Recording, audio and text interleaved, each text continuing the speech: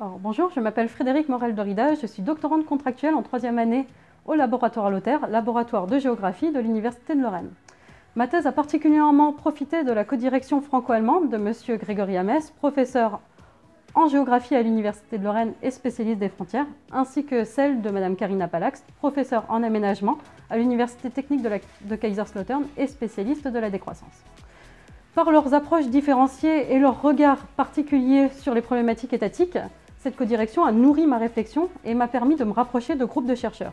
Celui du Shrinking Cities International Network, le groupe de recherche international sur la décroissance, ainsi que d'intégrer dès sa création le groupe Aménagement du territoire de l'Université de la Grande Région.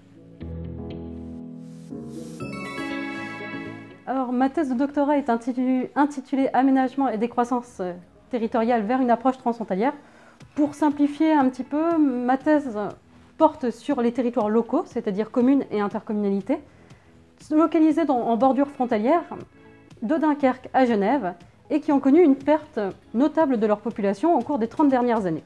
Donc, ma thèse s'intéresse à l'identification, à la compréhension, à comprendre les causes, les effets, les représentations, ainsi que comment peut être géré le processus de décroissance dans des espaces qui sont peut-être proches géographiquement, les espaces frontaliers, qui peuvent partager de mêmes problématiques d'aménagement, mais qui aujourd'hui restent encore éloignés politiquement du fait de la présence de la frontière. Alors, les objectifs de ma recherche sont multiples. Comme tout chercheur qui se respecte, j'essaye de faire avancer la connaissance sur mon domaine, la décroissance, tout en contribuant aux Border Studies, les études sur les frontières. Pour ce faire, je croise deux corpus qui jusqu'alors n'avaient fait l'objet d'aucune recherche, décroissance et frontières.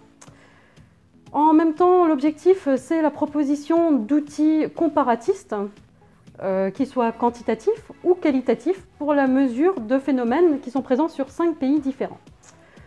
En plus, l'objectif est à terme de servir dans la sphère publique par la présentation d'un réel enjeu d'aménagement, la décroissance, et s'il est possible de réfléchir à une gestion partagée de part et d'autre des frontières, alors même que l'aménagement reste une compétence nationale et non européenne.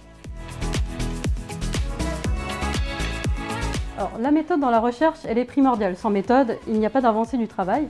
Et comme mon sujet a plusieurs penchants, la méthode a dû être multiple. Elle est d'abord quantitative, liée aux besoins d'identification et de compréhension de la décroissance.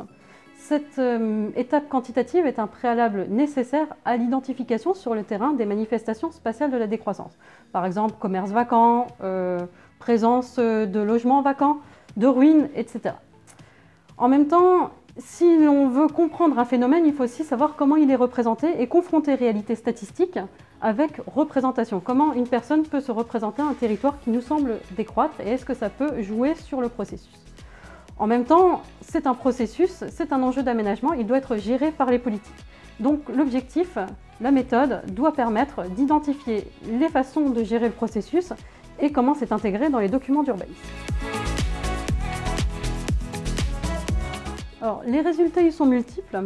Tout d'abord, les résultats de l'analyse quantitative ont montré que la décroissance est bien un enjeu partagé de part et d'autre des frontières.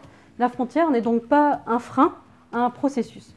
Pour autant, le frein qui est marqué par la frontière, c'est celui des politiques et des réponses politiques apportées. Avec de grandes diversités, l'Allemagne qui reconnaît le processus, la France qui est dans une forme de déni, et des outils qui sont totalement différents, ce qui peut bloquer une réponse partagée au processus. Cette hétérogénéité est également présente dans les représentations, avec des Allemands qui sont plus optimistes sur le processus et qui ont un regard plus positif sur leur territoire que les Français, peut-être en lien avec l'absence de reconnaissance française.